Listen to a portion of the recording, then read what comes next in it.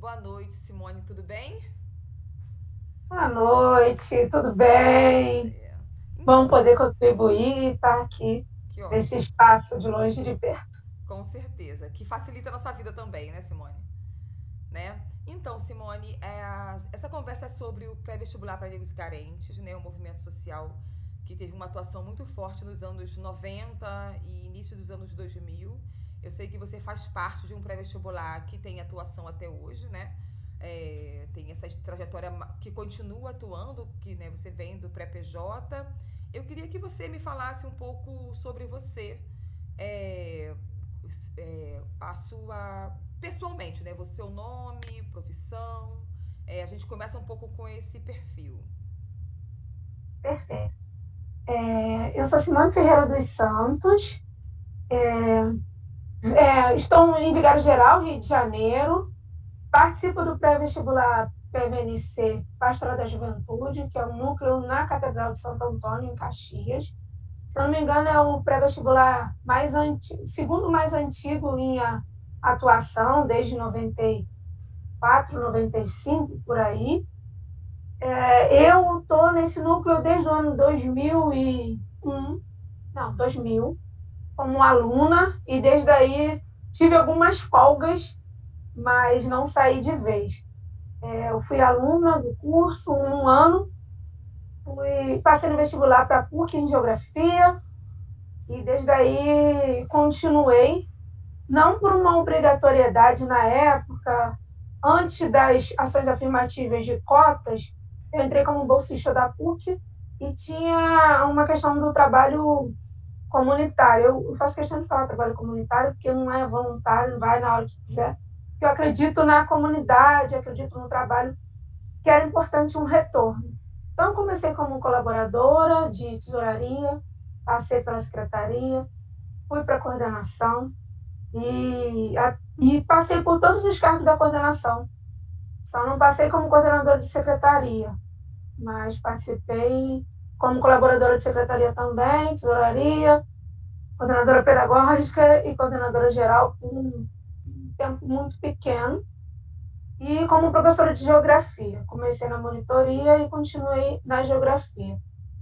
Eu me formei, mas acabei por cargas d'água, a vida me levou para continuar nos projetos sociais. Então, eu não trabalho oficialmente em sala de aula com geografia. O único lugar que eu trabalho com geografia é o pré. Eu trabalhei e hoje continuo trabalhando no terceiro setor. Com, já passei por projetos entre jovens em vulnerabilidade, com projetos culturais e sociais de direitos humanos. E hoje eu estou num projeto chamado Aprendiz Cultural pela Secretaria de Cultura do Rio de Janeiro, financiado por uma ONG chamada CIET. Esse projeto é novo, um projeto piloto do ano de 2022, mas atualmente eu trabalho como orientadora de jovens nesse projeto, mas continuo com geografia no PVNC. Nos últimos anos, vou acelerar se você me pedir pausa, eu pausa, porque eu sou Tranquilo.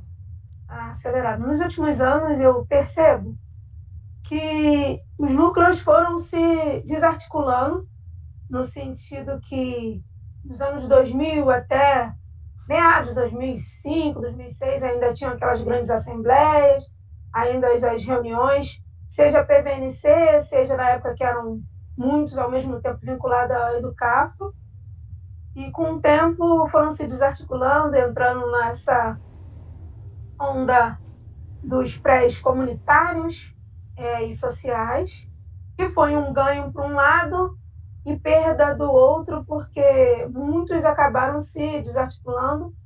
E nos últimos anos, a partir do, desse momento SISU, Enem, acabou que houve uma desarticulação muito grande, muitos prés acabaram, não conseguiram, a gente tem uma dificuldade de formar novos, então nós estamos cansando, porque não conseguimos formar novos números, mas no sentido que a vida tomou vida, literalmente. Casamos, separamos, filhos, profissão, isso tudo vai dando um desgaste e a gente não consegue trabalhar diretamente em movimentos sociais, direto com aquela garra toda da juventude. Algumas pessoas têm um carinho enorme, toda vez que a gente se encontra tem um carinho, uma questão do afeto, né? De estar junto, de acreditar na mudança pela educação e pela luta do coletivo. Isso não se perde, mas ao mesmo tempo a gente perde um pouco da garra e da força, porque os afazeres da vida. Nos últimos anos, principalmente nesses últimos 5, 6 anos, nessa última década, digamos assim, perdemos muitos alunos vêm também com uma lógica de um pré-vestibular comunitário, um pré-vestibular baratinho. Isso é muito ruim. Por mais que a gente faça uma entrevista, faça aquele pente fino, você vai contribuir, vai voltar, na hora não rola. O meu pré tinha turma 70 alunos com lista de espera e 74 numa sala grande na Catedral de Santo Antônio ali no Rio, ali em Caxias, no centro, pelo fato de ser um lugar de passagem, então abarcava muita gente que saía do trabalho, ia direto. Segunda a sábado a gente tinha um número muito grande de alunos e pessoas mais velhas. Hoje a gente tem um perfil diferente. Pessoas mais novas, já acabando o ensino médio ou ainda no terceiro ano, que na minha época isso não era permitido, porque a pessoa tinha que ter acabado para poder dar conta de ter aula de segunda a sábado. E hoje a gente acaba tendo um outro perfil, que é bom, porque tem um gás de juventude, mas ao mesmo tempo muitos não prezam pela Universidade Federal e nem as tradicionais, acabam indo para essa, e por mais que a gente, não desmerecendo as universidades particulares, mas acabam entendendo que agora já é uma segunda geração da família que está na universidade. Isso aparece já para você? Os Parece. alunos são alunos que os pais já são formados? Sim, Tem tem pais que aparecido. foram do pré-vestibular e que estão botando os filhos agora? A Aconteceu já gente tem alguma vez? sobrinhos afiliados, filho ainda não tem. Nós temos até filhos dos ex-alunos adolescentes, mas ainda oficialmente filhos não temos. Mas aparece bem claro, olha, minha tia foi do pré, meu tio foi professor do pré, me indicou, ou tem um conhecido, muitos parentes do Hélio Ventura, Isso, e, Hélio, né, querido Hélio. conhecido. Porque o Hélio tem uma questão de ser, tá circulando em muitos lugares, né, principalmente está no estado, e então ele sempre capitaneia muita gente. Então, os filhos deles ainda não estão, que acho que a filha está com São 16, novinhos, mas a menina tá com talvez uns 16, 17, por 17, aí. isso, por aí. Ela regula com a minha sobrinha. É por isso que eu sei mais ou menos a idade. Isso já tem aparecido. Aparece pessoas, eu sou filho de ex-aluno, mas de ex-aluno que já entrou mais velho. Mas não aparece com a mesma garra para a gente, né? De formar números, de formar quadros. Acho que a palavra mais ideal é essa. Sim. E perdeu um número enorme de alunos. A gente tem um rotativo de 30. Ontem eu tive aula, eu dei aula de noite, tinham 10 na sala. Então, deixa eu te perguntar uma questão, assim, com relação a isso, a experiência do passado e agora, né? A gente tinha uma realidade econômica no passado muito dura, né? E os cursos pré-vestibulares eram muito caros, né? Uhum. Atualmente, a gente tem talvez os cursos mais em conta, né? Porque você encontra cursinhos mais em conta. E essa geração que talvez não vê o movimento. Não, o pré-PJ se considera movimento social? As pessoas veem isso como quem vai procurar, né? Como é isso? Ou é uma prestação de serviço para a comunidade?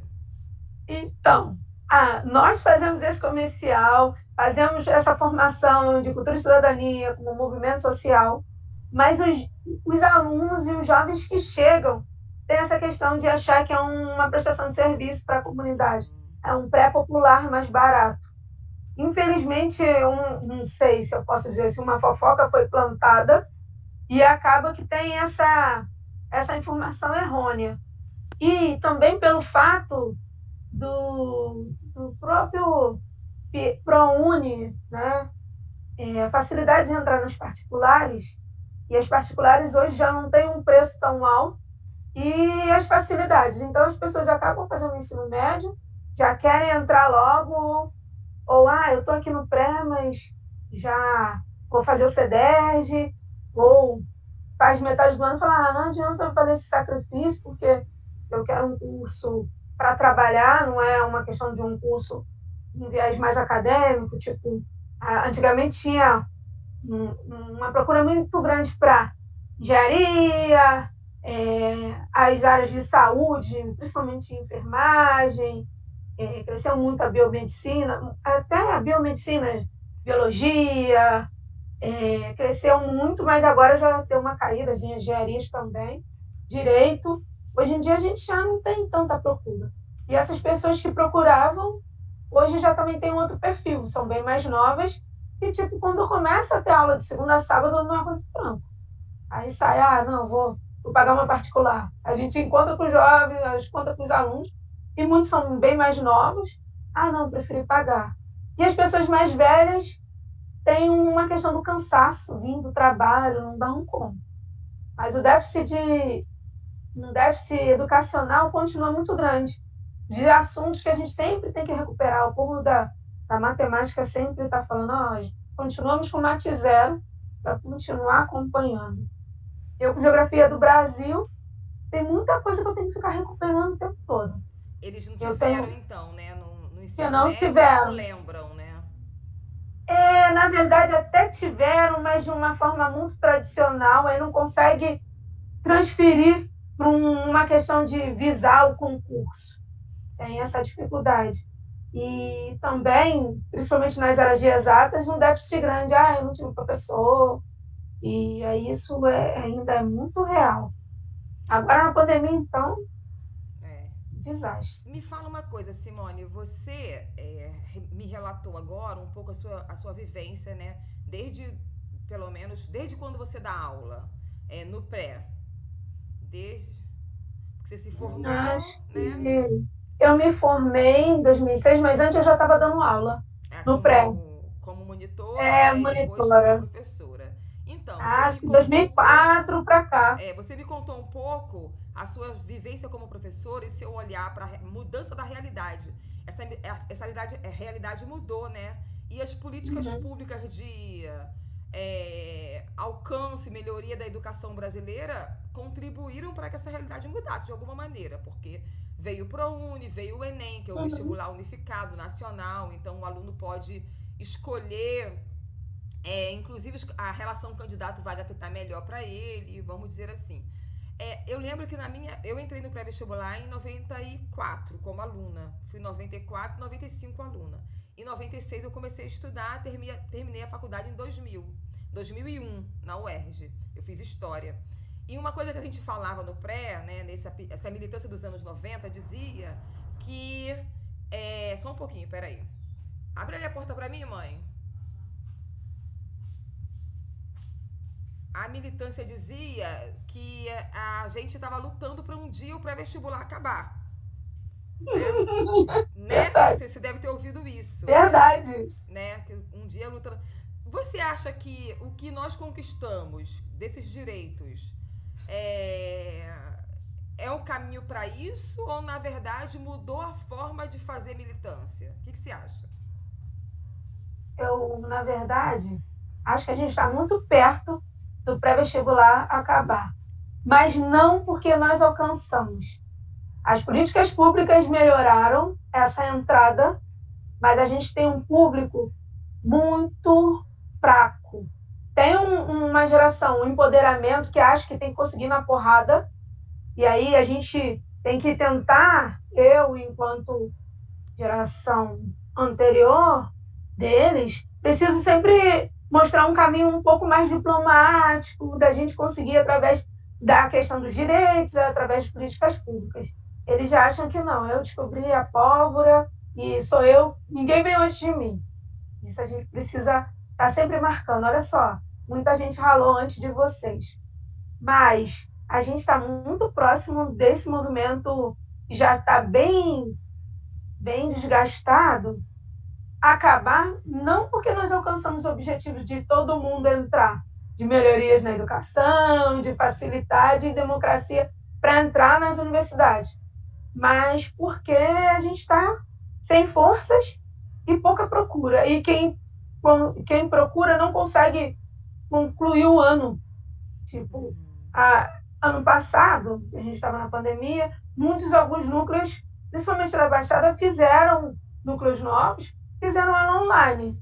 Nós o PJ, nós tomamos por si no primeiro 2020, a gente fez algumas reuniões online, aulas temáticas, e ano passado a gente também resolveu, não, a gente não vai fazer online, porque muitos dos nossos não têm condições tecnológicas. Sim. Mas um gap enorme de pessoas. Ah, mas eu quero, mas como que a gente vai conseguir? Não tem alguém para bancar. Eu não estou dizendo que teria que ter, mas que melhorasse as condições de acesso à tecnologia, né? Celular, um notebook. Hoje quase ninguém tem computador. Poucas pessoas usam um computador. Não porque não querem optar, não, porque não tem condições.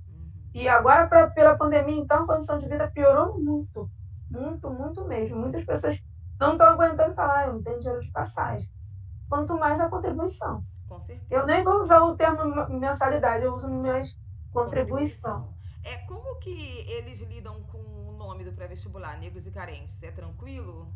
E o número de pessoas negras, a temática racial, como é no PJ hoje? Então, eu tenho um público que ainda acha que é um nome folclórico. Tem jovens que falam, pra quê? E tem jovens que falam, jovens mais alunos, né? Que gostam, têm orgulho, olha, pré-vestibular para negros e carentes. E tenho poucos alunos brancos, mas eu tenho também muitos que se percebem como mestiços, brancos, ainda mais Caxias, que tem um público nordestino enorme. Eu tenho trabalhado muito com isso, pela essa questão de entender essa democracia racial, como foi montada, e o que a mídia passa, e o que, na verdade, o que é, e mostrar que as políticas públicas são necessárias, não é uma coisa de, não, o PVNC é um nome vitimista, não. A gente tenta fazer isso para além da aula de cultura e cidadania, mas ainda é um processo de construção e ainda temos alguns embates. Em 2018, a gente tinha um bolsonarista contra as cotas num pré-vestibular para negros e carentes. Isso é um disparate. Chega a ser até, além do conflito, uma coisa fora da lógica. Paradoxo, né? A palavra é essa. Porque, Simone, de algum modo, o pré-vestibular para negros e carentes, quando surge em 94, ele faz uma opção por dois grupos, né? De algum modo, já era uma ação afirmativa. Sem a gente saber que estava fazendo ação afirmativa, a gente mesmo se escolhendo, de algum modo, né? Porque eram pobres fazendo, né? Pobres e negros fazendo a opção pelos pobres e negros para priorizar esse grupo para entrar na universidade.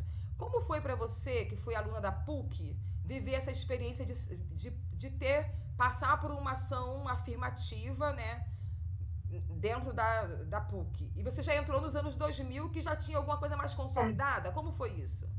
Eu esqueci de falar.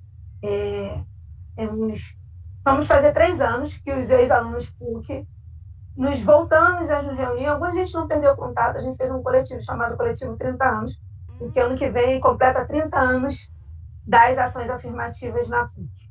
A gente dividiu em 3 gerações. Eu sou da segunda geração, 2000 para cá. Primeira é Márcio Flávio, 94, 95. Fernando.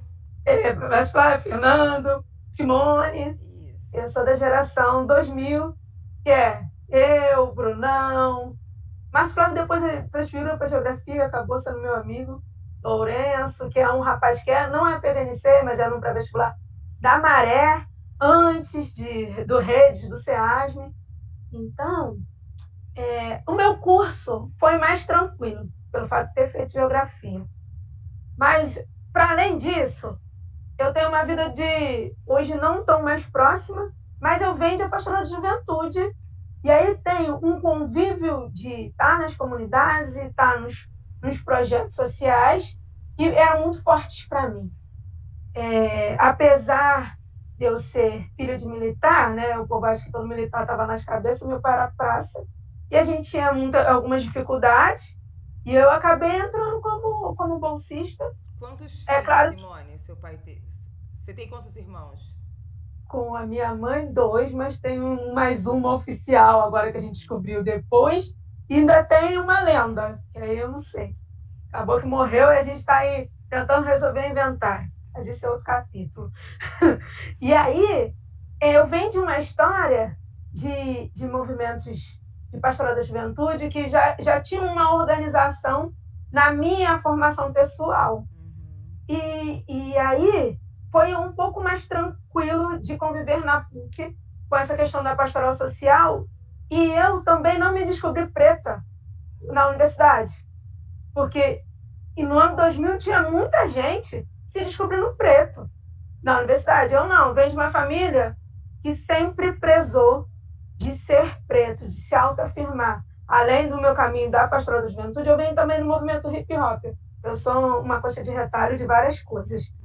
E aí foi mais tranquilo nesse sentido. A gente até desenhou um pouco de um DCE mais preto, não deu certo, que era a Teia com Alexandre Nascimento, Ah, eu que é lembro o desse movimento. E agora também teve o Nuvem Negra, né? e Lá hoje no. tem o Nuvem Negra, que é essa terceira geração. E agora é menos pior, né? A gente deu uma calçada nesse caminho. Sim. O meu curso foi muito mais tranquilo, apesar de era um extremo, né? Geografia. Tinha os ricaços, muito ricos. Ah, eu sou ambientalista e quero fazer geografia. E tinha os pobres que queriam fazer geografia porque queriam garantir a licenciatura. Sim. Na época era o currículo antigo que podia fazer licenciatura e bacharelado junto, eram 6 meses de diferença. Hoje em dia não, você opta por um e depois o outro. Sim. Nas federais já era assim. Na PUC a gente fazia tudo junto. Optava, mas a gente fazia tudo junto. Acho que a partir do quinto período você optava, quero os dois, ou quero um ou outro. Mas a gente fazia tudo junto. Eu não tive tantos episódios de discriminação e racismo declarados. Tive um com uma professora na geografia, e aí rodei minha baiana, e aí foi bem pesado, mas eu disse que ia declarar no departamento, mas depois eu desacelerei. Eu percebi que não ia valer a pena, naquele momento, que ela poderia me prejudicar. Que ela trocou meu nome numa disciplina que eu já estava fazendo com ela pela segunda vez, digamos assim. Era a segunda vez que ela estava me dando aula. E só tinha uma Simone no departamento com a aluna. A mulher trocava meu nome sempre. Ou seja, Bernardo, Júlia, Lu. Fernanda ela não trocava. Mas Simone ela trocava, Michelle, os pretos ela trocava. Então eu falei assim, então, se a senhora vai continuar trocando meu nome. Aí eu falei todos os nomes dos pretos da sala nesse dia. Não me chamo Elisângela, Sônia, Fulano, Ciclano, nem Lourenço. Eu sou Simone, a senhora lembra que só tem uma Simone no departamento. E aí até os playboys entenderam o que era racismo naquele momento. Depois, quando a gente se reencontrou, eles falaram, eu percebi que vocês faziam questão disso, e a gente achava que não. E hoje a gente já consegue ter uma discussão maior na geografia e também nas outras disciplinas irmãs, sejam na licenciatura e nas outras eletivas, seja na sociologia e na história, que a gente tinha que fazer muita coisa junto. Tinha umas coisas veladas, mas outras coisas mais tranquilas. Mas as pessoas que eram da economia, da comunicação, passaram coisas bem mais bizarras. Para mim, e também eu entrei na universidade já com mais de 20 anos. Então já era um pouco mais velha, entrei com 21 para 22 anos. Então já tinha Mais trabalhado, madura um pouco, né? Para já era aguentar mais o madura. tranco. Sim. Você E tinha aí todo um foi. letramento também, né? Já era educada para as É, relações raciais, de algum modo, né? é. De certo modo, sim. E aí era uma forma também até de ajudar e auxiliar os outros que estavam ainda se descobrindo. Porque muitas pessoas, eu me descobri outra pessoa na universidade. A universidade mudou a minha vida, mudou muita coisa. Mas eu não posso ser hipócrita e dizer, não, me descobri preta. Não, eu sempre fui preta. Eu fui empretecendo um pouco mais pela universidade e pelas trilhas da vida. Sim. E isso me ajudou.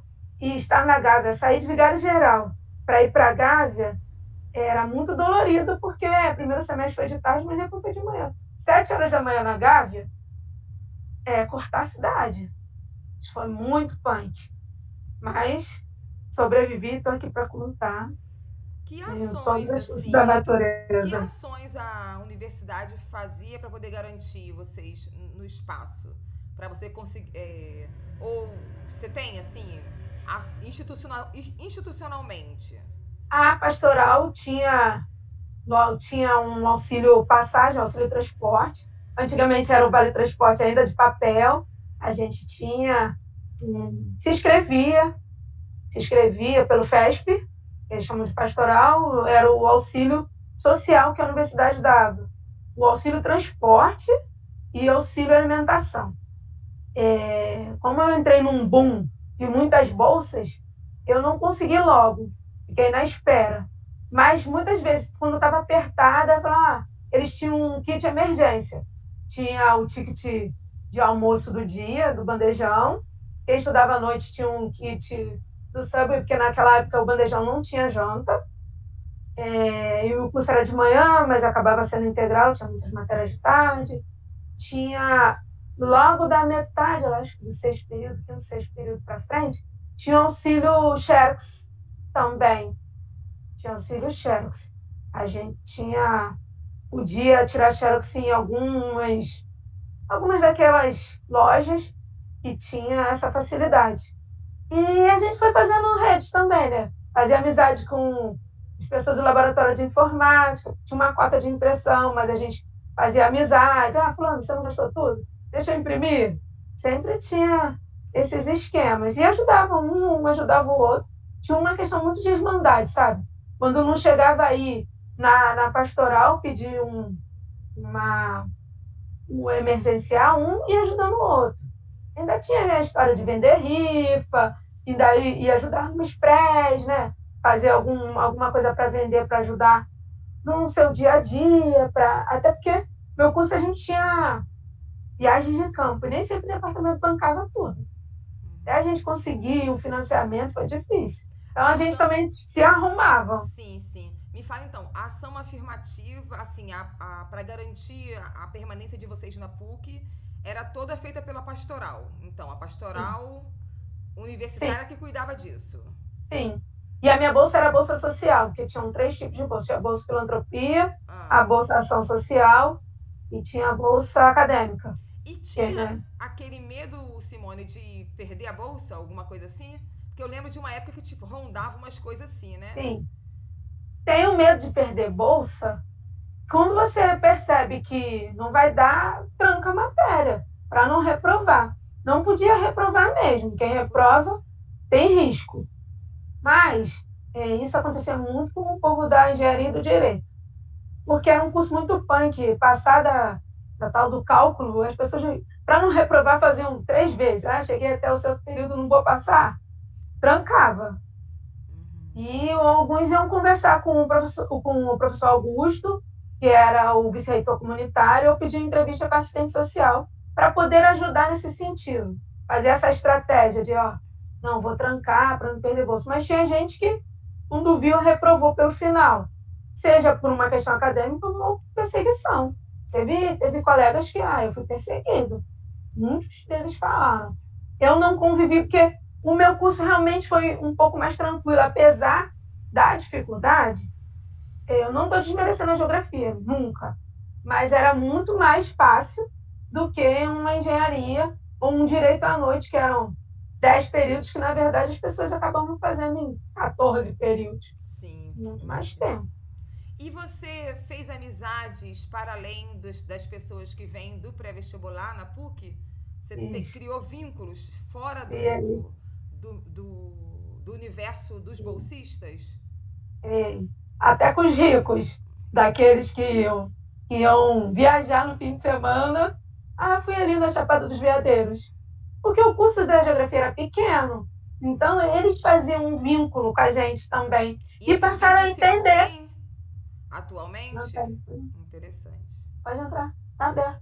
Só um minuto. Tá bom. Vou abrir minha porta. Tá Peraí. bom, tranquilo. Ah, quando ela tá aí, sabia.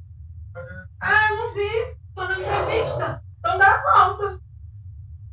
Ah, Preta, eu não vou poder.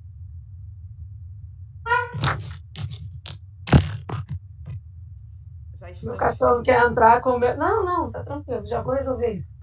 Então, eu tenho vínculos. A gente se reuniu em 2018, oficialmente. E a gente tem um grupo da turma. Então a gente se fala. E Ótimo. com essa questão do censo, a gente voltou a se encontrar e tretar por isso, porque tem um amigo no IBGE, e aí tá com essa dificuldade enorme de botar o censo na rua, é um dos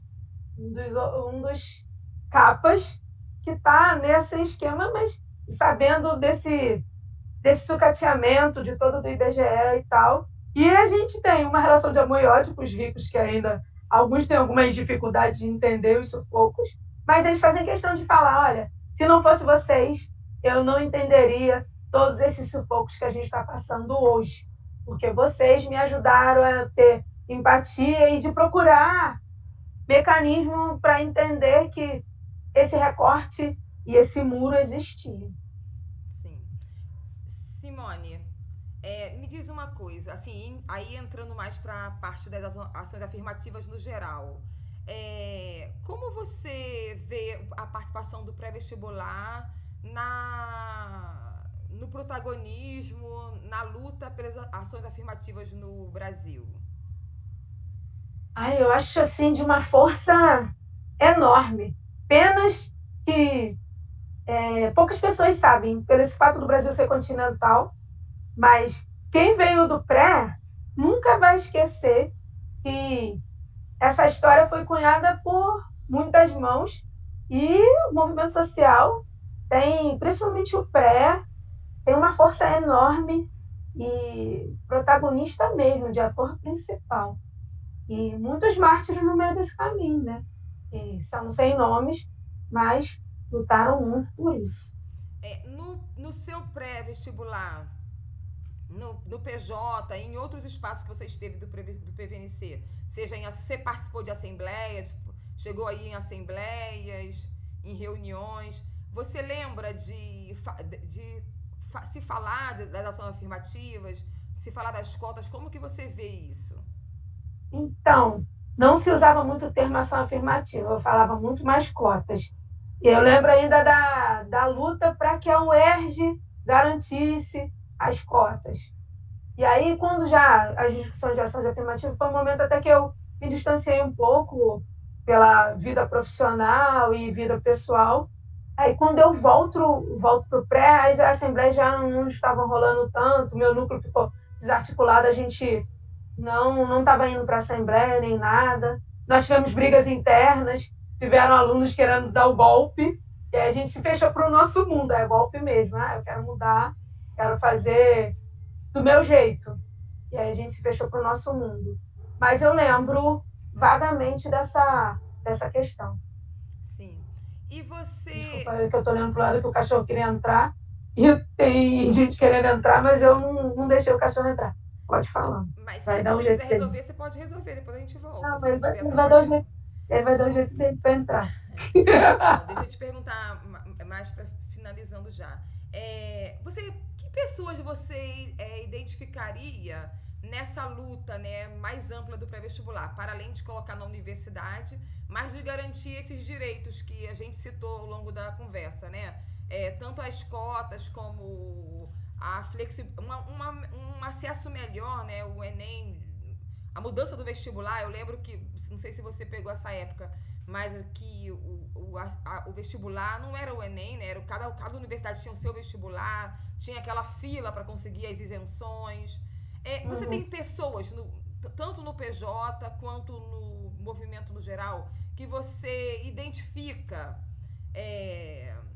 ligada a essa luta, né? Para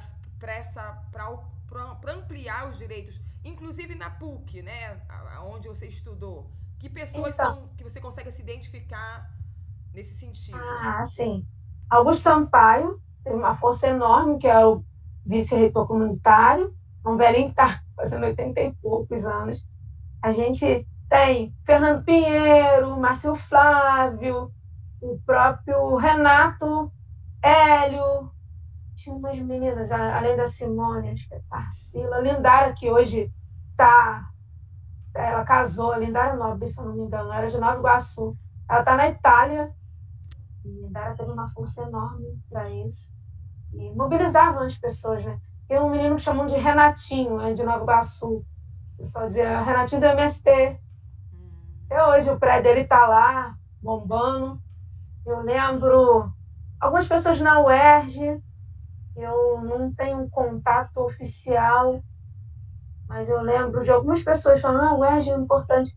Até aquela Aline Andrade, que hoje é advogada que está lá na Sim, USP, sim, Bia Onça, Marcelo, muita gente. Júlio Moraes, sim. que era assistente social, mas sempre foi político, de estar circulando nos núcleos. Bruno Santos, que é Brunão. Lourenço César, da O Maré. Bruno eu não Ma- sei quem é. Foi do PVNC, o Bruno? Foi aluno do PVNC? Bruno Santos não foi do PVNC, ele veio de Ah, um sim. pré-vestibular comunitário de São Gonçalo. Ah, sim. Ele fez filosofia na PUC, depois fez ciências sociais. Ah, sim. Porque eu não tô lembrando desse nome. Agni Eve, mas alguém deve ter falado Brunão.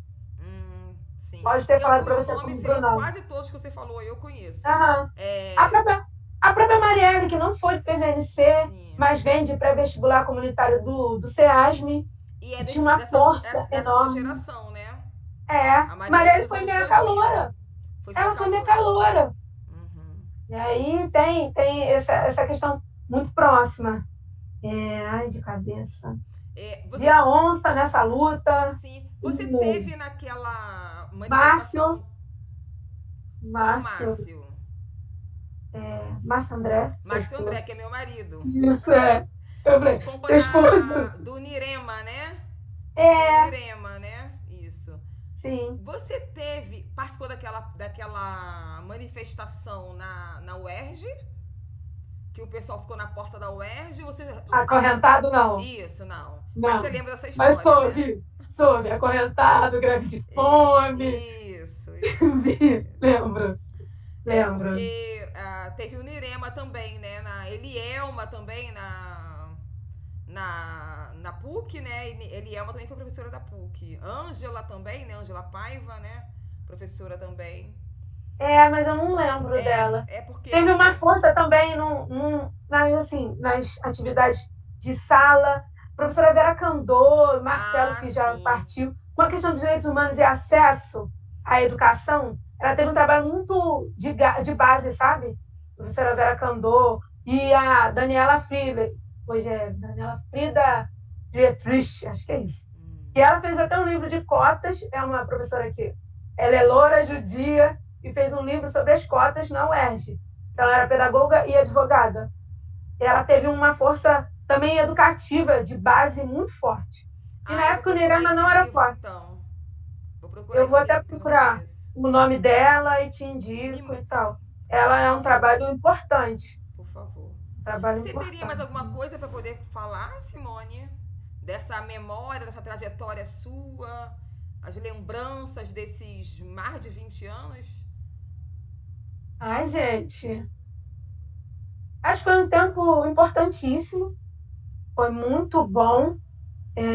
Agradeço por ser memória viva disso, mas entendendo que eu sou de uma segunda, eu chamo de segunda geração, né? De quem entra como cotista, mas o pré que a gente teve não entra mais no modelo hoje em dia. Mas foi muito importante para calçar esses alicerces para os dias de hoje.